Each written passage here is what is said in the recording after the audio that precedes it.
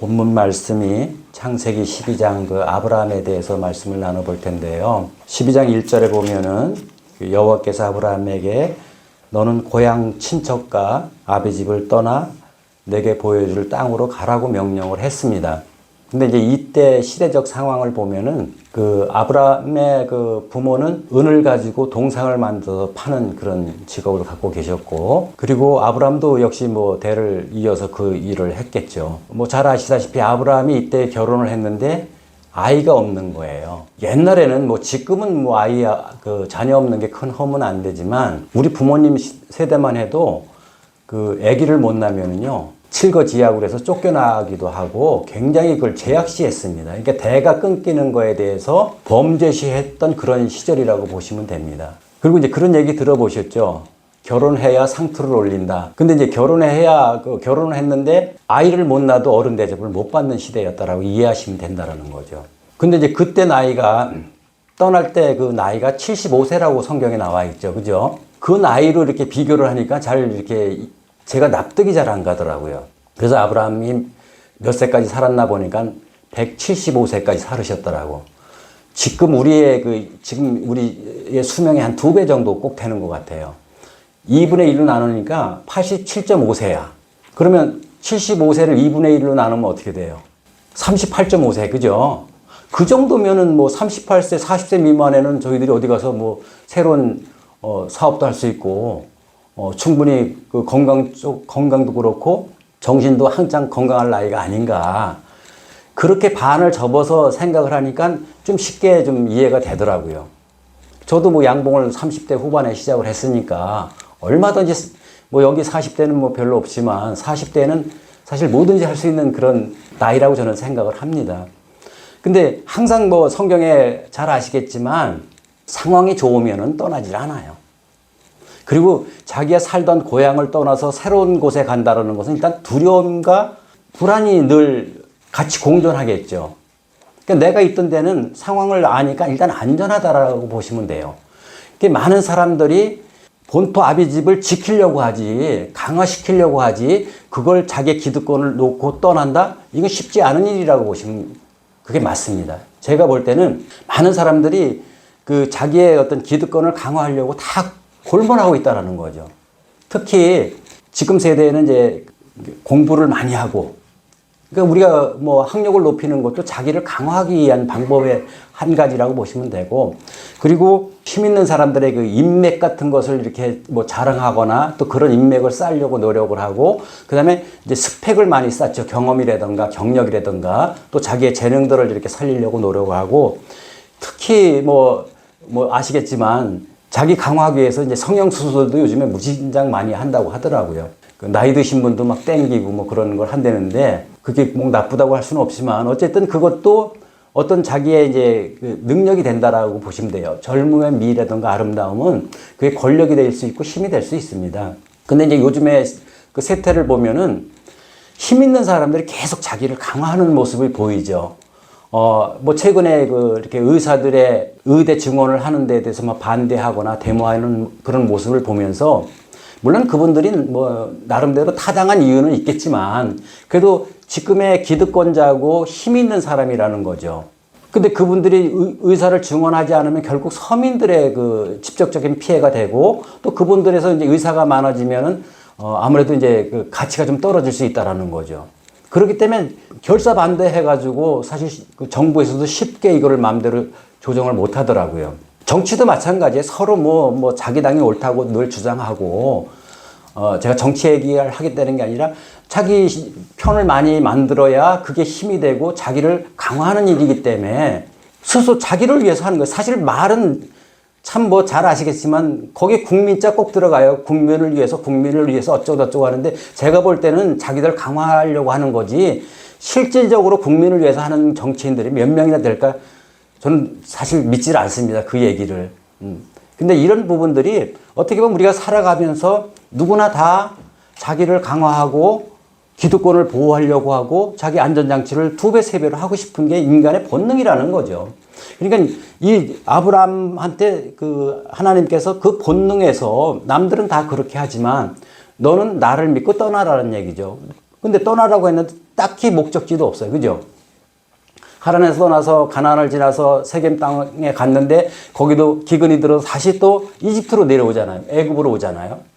이런 과정들을 보면은 어디 뭘 딱 정해주고 뭐 예를 들어 여기서 뭐 저처럼 강진으로 가래던가 그러면 목적지가 있으니까 순종하면 되는데 그런 목적지도 없이 하나님께서 무조건 본토 아비집을 떠나라고 이렇게 그 성경에서 말씀을 하신다라는 거죠. 아브라함은 어쨌든 뭐 자기가 그 본토에서 정말 잘 나가는 입장도 아니고 어떻게 보면은 이제 약간 뒤처진 그런 측에 있다고 보시면 돼요. 그러니까 문열이라고 이해하시면 아주 간단할 겁니다.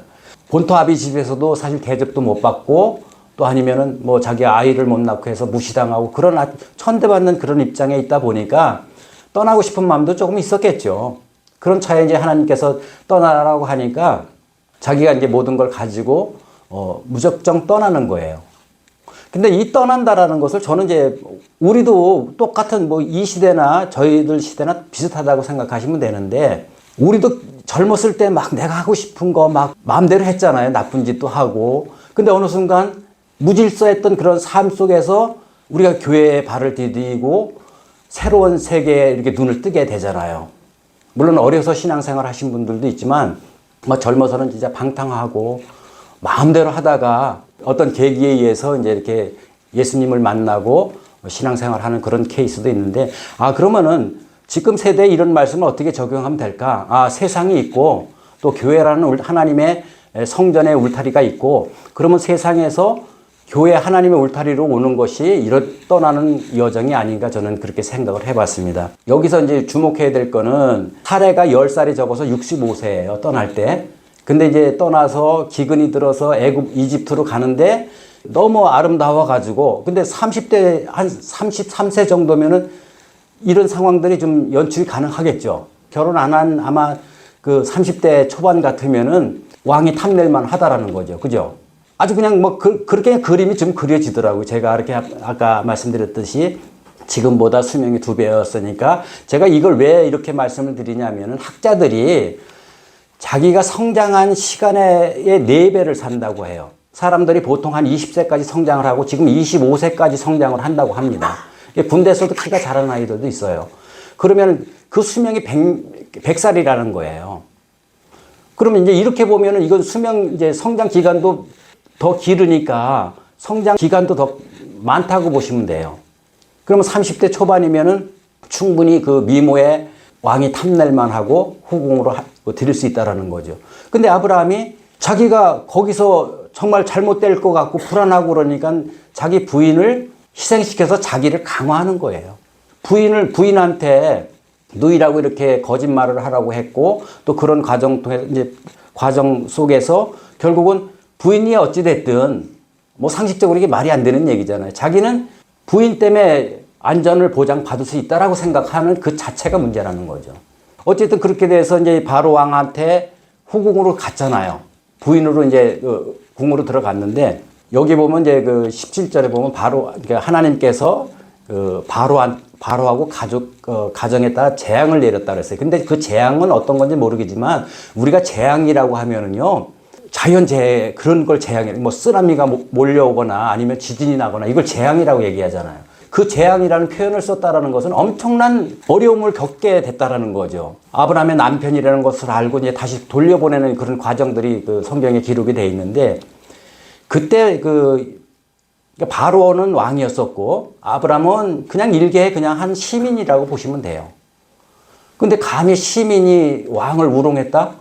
제가 왕의 입장이라면 그거 그만 안 놔두죠. 근데 여기 보면 성경에 보면 독특한 게 나오는데 오히려 재산 같은 것도 다 그대로 보내주잖아요. 그죠? 오히려 아브라함 불러다가 죽여도 괜찮은데 저는 그 부분이 처음에 좀 의아했었어요. 이런 상황이라면은 보통 힘 있는 사람이라고 하면은 응징의 그 대가를 지불하게 하는 게 정당한데 왜 이렇게 처신할 수밖에 없었을까? 근데 제가 어렸을 때 우리 이제 제 2살 적은 여동생이 하나 있어요. 엄마 아버지가 있으면은 이게 말을 안 듣고 날 개기고 막 덤벼. 그러니까 막 한 대 줘받고 싶은데 또 상황이 그러면 한 대 줘받으면 또 혼날 것 같으니까 참고 있는 거야. 그리고 속으로 이제 벨러요. 어렸을 때, 지금은 안 그럽니다. 벨르는 거야. 엄마 아버지만 어디 가면 너네 그냥 정말 가만 안 둔다고 벨르고 있는데 막상 어딜 가잖아요. 어딜 가면은 이제 또 이게 막 잘해.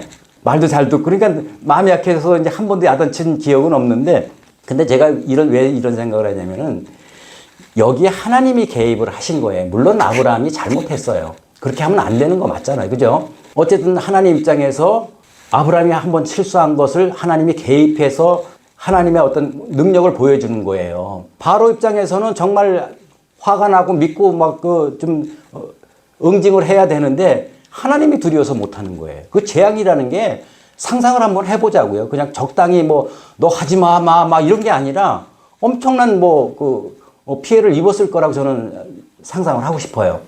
그러다 보니까 감히 아브라함이 무서운 게 아니라 하나님이 두려워서 아브라함한테 아무 해코지도 못했다. 저는 이렇게 생각을 하는 거고. 그리고 보세요. 하나님 말씀대로 떠나서 순종해서 갔어. 어쨌든 누가 잘했든 잘못했든 하나님이 개입돼서 엄청난 부를 누렸잖아요. 그죠? 결론이 어떻게 나요? 하나님한테 순종했더니 축복받았다? 이렇게 보면 안 된다는 거예요. 왜? 하나님한테 순종해서 지가 잘못했는데도 하나님께서 축복을 해주고 그래서 막 바로가 양도 주고 금도 주고 다 줬단 말이죠. 근데 우리가 거기에다 초점을 맞추게 되면은요, 하나님의 마음을 못 읽어내는 거예요. 그 다음 단계, 이제 아브라함의 신앙의 성숙 단계를 보면은요, 이게 굉장히 영향력을 많이 행사하더라고요. 아브라함 입장에서는 이제 상황을 사라한테도 들었겠지만 자기도 생각을 했겠죠. 하나님이 어떻게 역사하시는지 실질적으로 체험을 한 거라는 거죠. 그죠? 이게 절정의 경험이라게 합니다. 이게 어떻게 이제 그 절정의 경험을 이해하시느냐고 하면은요, 우리가 잘 아시는 사도 바울이 있어요. 사도 바울은 로마 시민권을 가지고 있고 철학의 대가였었고, 그 다음에 히브리인 중에 히브리인이었어요. 그러니까 본토 아비집의 최강자라고 보시면 돼요. 감히 세상적으로 사도 바울처럼 이렇게 다 갖춘 사람은 많지 않다라는 거죠. 근데 도메삭 도상에서 부활하신 예수님을 만나고 어떻게 돼요? 그 예수님을 만난 게 절정의 순간이 돼버리는 거예요. 그러니까 그 모든 것들을 다 배선물로 여길 정도로 그런 변화가 있다라는 거죠. 근데 아브라함도 이 사건을 통해서 절정의 경험을 하는 거예요. 물론 이제 이렇게 특별한 경우에 절정의 경험을 하는 사람들이 많지는 않지만, 어쨌든 자기가 그런 상황에서 하나님이 개입이 되니까 그 어마어마한 바로 왕도 아무 힘도 못 쓰는 걸 보는 거예요. 오로지 하나님만 바로 왕보다 힘이 세고 두려운 존재가 하나님이라는 걸 깨닫는 거죠. 이 절정의 어떤 사건 속에서. 거기서부터 이제 아브라함의 태도가 달라지기 시작하잖아요. 그죠? 사라의 이제 후궁 얘기가, 이 사건이 끝나면서 바로 이제 조카 롯하고 서로 이제 갈라서야 되는 이런 상황이 왔을 때 생각을 해보세요. 결정권을 내가 가지고 있어. 세상에 우리가 살아가면서 주변에 결정권이 있는 자가 자기의 을로 결정하는 사람은 없어요. 하다못해 BBQ 아시죠? 통닭. 그것도 그렇게 체인점 계약하려면은요, 갑을 해가지고요, 을 입장에서는 별로 할 수 있는 게 아무것도 없어요. 다 갑이 자기들 유리하게끔 계약서를 작성한다라는 거죠. 이게 현실이라니까요. 근데 이런 절정의 경험을 한 다음에 하나님의 역사하시는 것을 체험하게 되는 거예요. 그러니까 몸으로 느끼는 거예요. 그러니까 그래서 달라진 거지, 여기서 하나님께서 물질적인 축복을 해줘서 그것이 아브라함이 원하는 것이 아니었다라는 거죠. 하나님이 그 방향으로 가라고 하지도 않은 거고, 물론 저희들이 잘못해도 보호해주고 또 기다려주시고 정말 한량없는 사랑으로 베풀어 주시는 것은 저희들이 체험을 하지만, 이렇게 어떤 사건을 통해서 우리가 하나님을 제대로 만나야 되는 이것도 꼭 필요하다라고 저는 생각을 합니다. 사람마다 이제 하나님을 만나고 이런 절정의 경험을 다 다르게 합니다. 어떤 사람들은 막 이렇게 부흥회 때, 우리 옛날에는 이제 부흥회가 굉장히 지역마다 막 부흥회 때문에 저희들이 몇십 리를 걸어가서 이렇게 참석했던 기억이 나는데, 그때 정말 뜨겁게 절정의 경험을 하신 분들도 굉장히 많이 있습니다. 그렇게 한 번씩 절정의 경험을 하게 되면은요, 어떤 어려움이 있어도 신앙에 이제 힘들고 시험 당한 그럴 때도 그런 기억들이 있는 사람들은요, 그걸 잘 극복해냅니다. 근데 이제 그렇게 우리가 신앙적으로 하나님을 만나는 것도 있지만, 제임스 마틴이라고 하는 사람이 모든 것 안에서 하나님 만나기라는 책을 썼어요. 모든 것 안에서. 그러니까 우리가 일상에서 하나님 만난다라는 거죠. 그러니까 어떨 때 하나님을 만나느냐? 사업 실패로 막 도망 다니고 막 자살하려고 할 때 그때 하나님 만나는 사람이 있다라는 거죠. 그것도 절정의 경험이에요.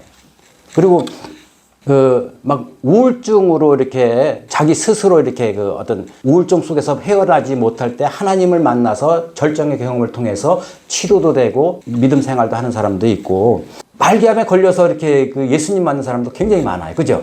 그러니까 우리가 하나님 만나고 예수님 만나는 것은 상황에 따라 어떤 일상에서든지 하나님을 이렇게 절정의 경험을 할 수 있다라는 거죠. 그게 우리 신앙에 굉장히 도움이 되고 밑거름이 된다라는 걸 말씀드리고 싶은 거예요. 저도 이제 사실 지금 되돌아보면은 어떻게 저희 집사람 만나서 이렇게 결혼한 그런 시기가 아마 저한테는 그런 절정의 순간이 아니었나 그런 생각을 많이 해봅니다. 왜? 저도 상상을 해보잖아요. 생각을 할 줄 아는 사람이니까. 근데 이제 집사람하고 같이 했기 때문에 제가 여기 올 수 있었지, 아마 제 혼자 그냥 살았다면은 교회도 잘 안 나오지 않았을까. 그래서 이제 이런 것들이 그런 순간순간에 하나님의 개입하시는 것을 몸소 체험했을 때 우리의 이제 믿음이 성장된다라고 생각하시면 돼요. 근데 이제 문제가 어디서부터 나타나냐? 우리가 세상 살다가 어떤 방법은 하나님을 만나서 교회를 다니기 시작을 했어요. 교회 다니면서 가장 하지 말아야 될 게 교회를 강화시킨다라는 거죠. 제가 늘 말씀드리는 게 그거 안 하려고 제가 미리 선포하는 거예요. 제가 막 또 교회를 강화시키고 막 힘을 키우고 기득권을 포기하는 것이 아니라 오히려 나를 위해서 강화시킬 수 있다라는 거죠. 힘이 생기면 그런다니까요. 하나님께서 본토 아비집을 떠나서 하나님 나라로 들어가라고 말씀하시는 거예요. 목적지가 거기이기 때문에 우리가 그걸 상상력으로 찾아내야 되는 거예요. 그럼 하나님이 떠나서 어디로 가라고 그러겠어요? 세겜 땅이나 가나안 땅이나 거기서 거기지. 애굽은 좀 낫지만 거기는 정말 기득권자들이 많으니까 발붙이기가 쉽지 않다라는 거죠. 근데 우리가 교회를 나왔어. 근데 정말 교회가 돈이 많아지고 힘이 생기고 건물이 커지면서 어떻게 돼요? 자기들 강화한다라는 거죠. 그러니까 종교인들은 항상 꼭 기억을 해야 돼요. 내가 작은 교회를 다니든 큰 교회를 다니든 이 하나님께서 우리한테 주신 이 말씀, 본토 아비집을 떠나라, 기득권을 포기하라, 이것이 우리의 삶의 방향이 되어야 된다는 거죠. 저를 비롯해서 처음에는 안 그랬겠죠. 근데 어떤 상황이 되고 힘이 있고 자기가 권위가 생기고 그러다 보면 자기도 모르게 그 자리를 놓치기 쉽지 않은 거예요. 그래서 지금의 교회가 어려워지고 이렇게 성장이 안 되는 그런 첫 번째 이유가 지도자들이 기득권을 버리지 못하고 자기 강화에 초점을 맞춰서 살고 있지 않나 이제 이런 생각을 해봅니다. 그래서 오늘 말씀을 정리할 텐데요. 우리가 신앙생활할 때 절정의 경험을 통해서 하나님을 인격적으로 만나야 되고, 내가 힘이 있을 때 기득권을 포기하라는 하나님의 이 말씀을 꼭 기억하시는 저와 여러분이 되시기를 예수님 이름으로 축원합니다.